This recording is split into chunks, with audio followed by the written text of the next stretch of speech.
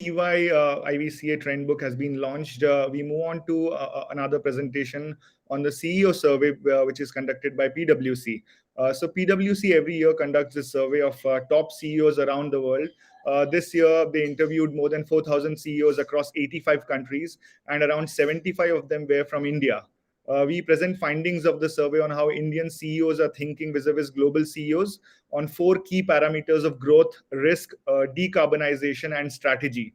For the same, from PwC, we have Mr. Dinesh Arora, partner and company leader deals, PwC India.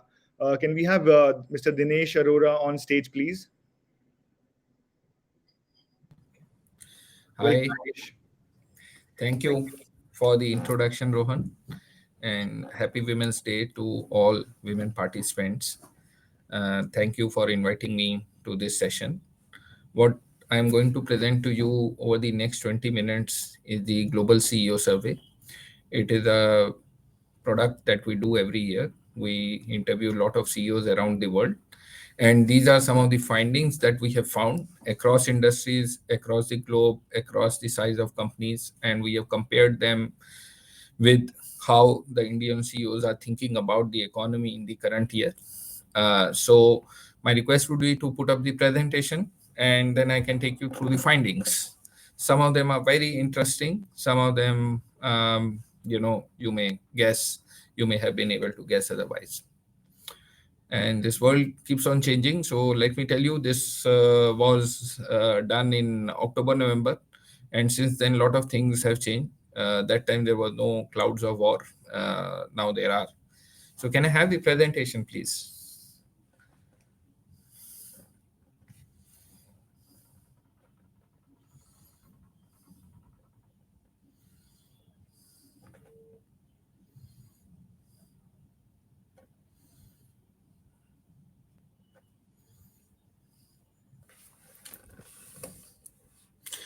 Do we have the presentation on the stage, please? Rohan? Dinesh, some technical glitch in terms of viewing the presentation. So just bear with us for a minute or so. Oh, sure, no problems.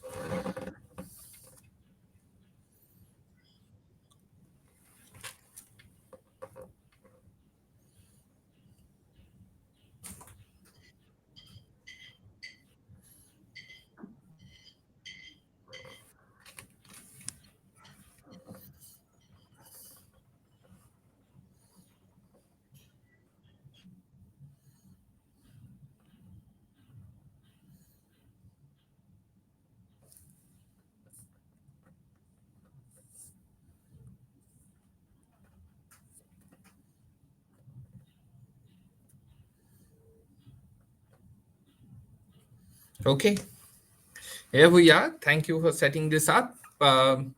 And here we go. So this is a presentation, as I said, of a survey done across the globe. So can we move to the next slide, please?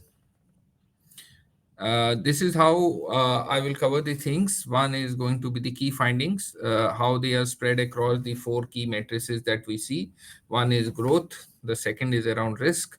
Third is around the latest buzz in the town, which is decarbonization. And fourth is the strategy. And you will see, there is a paradox appearing between point 3 and 4, which I will discuss in detail as I, sift through the presentation. Next, please. Next slide, please. So this is how the survey is conducted. It basically 4,000 participants across the globe. 75 of them are CEOs from India who have participated in it. And as you can see from the size, 26% were billion-dollar plus companies and 30% between 100 million to billion dollars, and 34% below $1 billion. And if you look at 85 countries participated in this survey, spread across almost in the entire industry spectrum. So next, please. Now, what we have done is we asked people number of questions, and this is how they are, the responses have been clustered around four key themes. One is how do they see the growth happening in next 1 year, which is basically the calendar year that we are going through, which is FY22. What are the key risks which the CEOs see in the current year? Third is how are they thinking about decarbonization? And fourth is what is basically the long term strategy, and what are the factors which will affect the long term strategy of the people, of the CEOs. So if we move to the first topic, which is basically the growth, uh, not surprising, FY22 was expected to be better than FY21, which is what you would see. In terms of the risk, very similar to the observations that you will see is very similar. Indians CEOs see very similar to the risk perceived globally. Decarbonization, this is the latest thing in town. Everybody wants to do some things about decarbonization, and we talk about how CEOs are thinking about decarbonization. And fourth is the strategy. And and we have tried to capture how does decarbonization fit into the strategy. So next, please. Now we next on the growth again. Uh, 77% of the CEOs believe that the economic growth will improve over the next 12 months. Clearly, this is not a very surprising result given we had gone through contraction in last few months. FY22 brings in a lot of optimism for all of us. So, from investors and investee company perspective, this is a year where the expectation is that the top line growth and the growth in profits would be much higher. And this is marginally better than last year, which was 76%, so 77% now. Good thing that the optimism has continued and across the world. And this was a time when there was no Omicron. The survey was conducted when Omicron was not there, at least in India. So a lot of optimism at that point of time, and also the threat of war was not there. So if we were to do this survey today, the results could be slightly different. Next, please. Uh, and this is where so if you look at India vis-a-vis global and rest of the countries, Indians are eternal optimists, and that is what is visible in this. So 94% of Indian CEOs think this year is going to be great. Last year the number was 88%. And Japan, which has traditionally been very conservative, which was below the global average last year, is doing phenomenally well in this year, which is at 83%. Countries which are below global average and are notable in this is basically US and China. If you know, US is going through a inflation which they have not seen in last 20 years. And China, again, the CEOs are not as optimistic as rest of the world. So we can move to the next slide. And then we went deep dive to talk to Indian CEOs as to how do they see next 12 months, and how do they see not only next 12 months and next 3 years. So this is what we got from them, was that next 12 months, obviously 94% of them think, the economy will do well. Okay. Now, right side is even more interesting, that while 94% of them think market will do well, 98% of them think they will do well, their own companies will do very well. And 97%, which is a very, very high number than what we have seen in any part of the world, think that their own company will do well over the next 3 years. So what we are trying to say is this is an area you will have unprecedented growth, or at least expectations of unprecedented growth, which we have never seen. That 97% of the companies will grow at a robust growth rate over the next 3 years. That is what the expectations are. Next, please.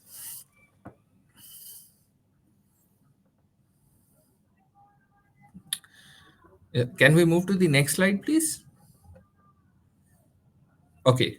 Now we move to the second important topic, one after the growth, which is basically how people are assessing the risk. And if we move to the risk part, can we share the findings, please? Next slide.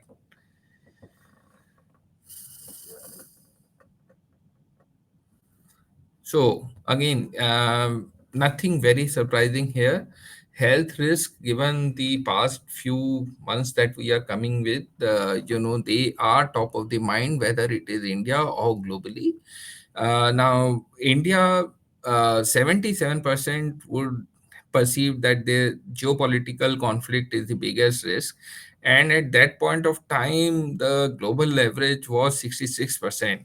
I am reasonably sure if we do this survey across the globe today, this 66 would probably become 96 or something like that, given what is happening in Russia and Ukraine and geopolitical conflict, which were perceived to be relatively lower in the ladder, have climbed up.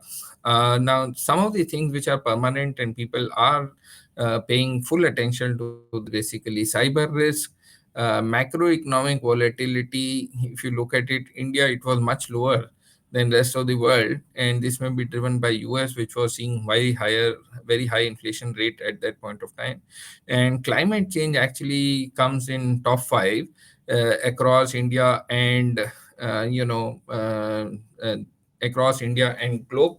And last, social inequality. Again, we get almost equal marks for social inequality as a risk.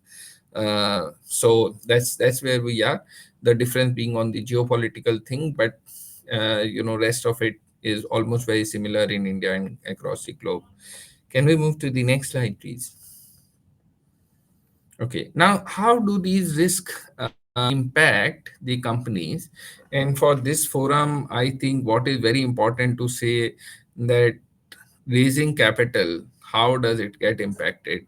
So, of all the risks, we also ask what would be the impact. So, for climate change, what would be the impact? Cyber risk, what would be the impact? Health risk. So, if you look at geopolitical conflict, that is the only risk where people see that raising capital would become difficult because of the geopolitical conflict, and it is among top two categories in that. And what we have seen is that geopolitical conflicts have increased successively over the last 4 months, and therefore it is likely to have impact on raising capital than any of the other factors which are combined together. So next, please. Uh, Next topic, very very important for our future generations. That how do we make this world a better place? Is the decarbonization. Lot of companies have talked about ESG. We as a firm are very committed to that. I am sure many other organizations who are attending this have taken steps to make this world a green place. And therefore, there was a special section we devoted to decarbonization. So let's discuss the findings on the decarbonization, how companies are thinking about it, how CEOs are thinking about attacking the problem. Now, only 22% of global companies have made a net zero commitment, and over a third of them have still not started thinking about it. It's really sad that 40% of the companies are not taking any steps around zero this thing. 30% of them are taking some steps, and 20 to 25% are basically taking steps about it. What we found assessment was that people in the Western world, people who are larger in size, they are taking more steps, and people who are from the polluting sector like energy, power, and utilities, they are more committed to making this world a decarbonized place or greener place as compared to others which have got less revenue, are from not from Asia, Western Europe. So So basically, we need to do a lot more, on that particular factor than that is there on the ground. So if we move to the next slide, you will see that 27% of organizations are making a commitment to net zero, which is only 5% better in India than globally. And same is the case with carbon neutral. Now, carbon neutral, just for the sake of explanation, is easier to achieve. You are not taking any effort to reduce the footprint, but you are just buying carbon credits to make yourself look beautiful. Net zero is something which is going to be a more expensive proposition, where people try and reduce the carbon footprint, reduce the consumption, and then acquire the balance to make it a net zero commitment. So if you look at it, India is trying to do way better than the global averages, but the European countries are again doing better than us. uh, and we need to basically have more commitment around it. So good progress by India as compared to rest of the world, but 40% of them still need to do a lot more. uh, Next, please. So, how does this, impact India? How do global NCOs think about this factor, and how does it impact? Now, if you look at it globally, people think that, climate change risk are the mitigating that 96%. That's a very high number. Whereas, how decarbonization is impacting in India is basically helping people make greener choices. So people are basically making a strategy around driving product and service innovation to make sure that they are becoming more and more decarbonized, greener, and net zero. So what we are trying to do is a behavioral change and making more impact on the customer expectation, and the way we are as a country perceiving the threat of carbon is, and attacking it is very, very different from how the global world is looking at it. And we are probably trying to do it in a more permanent fashion. But we, again, whether it is globally or India, we need, all of us need to do a lot more than what we are driving to. So let's move to the next uh, page. Now let's look at the strategy, and then there was a separate section on how do you think you are going to drive as a CEO strategy for next few years. So if you look at the findings of the strategy, and can we move to the next slide, please? So, where does the strategy take us? So everybody wants to do customer satisfaction. That is going to be, the number one. The second is, as all of us have seen, there has been lot of, you know, uh, resignations around the globe. People have done some soul searching. There are, I'm sure a lot of CEOs who are attending this people agenda is more important than ever before. Then the third thing is automation and digitization, which has just taken off after COVID. Uh, Now, in this graph, if you look at greenhouse gas emission, how some of these things are driving your strategy, it is way below. So while this is important, but when people are driving the strategy of the business, they are looking at other things as to how the customer is looking and employee is looking, and digitization. These are basically the key KPIs. And while greenhouse gas emission is number five, it is way below, in terms of how we are trying to drive the strategy going forward.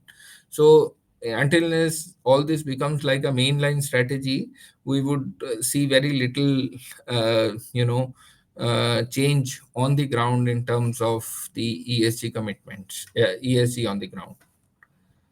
Next, please. So that's the paradox that is there. So everybody is talking about it, but you know not much is happening on greenhouse. So if you look at the India, how basically company's long-term strategies and how the bonuses and incentive payouts are aligned. So 81% of them feel that customer satisfaction, employee engagement, and automation and digitization are the key things as far as making the strategy is concerned. And this is the India cut that we are talking about. But in terms of the incentive structure, they need to be better aligned to the uh, you know the strategy KPIs to make them more effective. So that's what came out, that the top three uh, KPIs which people are looking at making the strategy need to have a better alignment with the compensation philosophy of the companies. So that was it. Can move to the next slide, please. And so now we come to the last slide. Basically, what is the outcome of this in terms of priorities of the CEOs, reimagining the outcomes that matter? So resetting the conversation, strategy in alignment with environment policies, that is becoming more and more in agenda, and that would continue to be this be driving this strategy. The second is going to be recalibration of skills, cyber security, that is becoming very, very important. Building trust and transparency with all the stakeholders, that is again becoming very, very important. Rethinking incentives, balance between the business and social outcomes is very, very important for us, and this is how the CEOs are thinking. And some of these are balancing acts in terms of paradoxes. One would need to be sacrificed for the other. Or talking about collaborations, again, NGOs, all the corporates are looking at doing some social good and aligning with the NGOs and things which are purposeful. So today the world is going to become more purpose driven. What we are going to do is not only going to be around sales and revenues. What is the purpose is what we need to define and then go for it in a very, very meaningful way. Succession planning, again, focus on building foundation for succession planning is very, very important. Building the culture and for inclusive growth, this is again an agenda which will take priority in the coming years. Given we are all coming out of COVID, culture will become important because all of us have got used to a culture which is very different from working environment, working from our homes rather than working from office. So once people start going to office, there would be a different cultural thing that would come.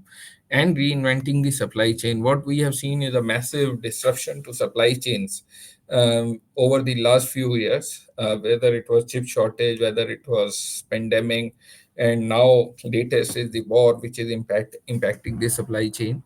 So people are reinventing the supply chain, looking at substitutes, and making sure that the products are delivered in time to their ultimate clients to make sure effective organization.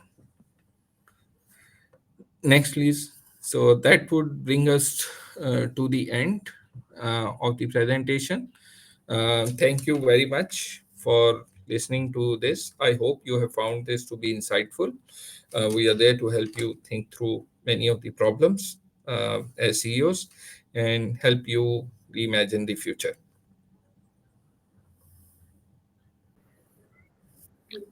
Thanks, Dinesh, for sharing the results of the CEO survey with our audience.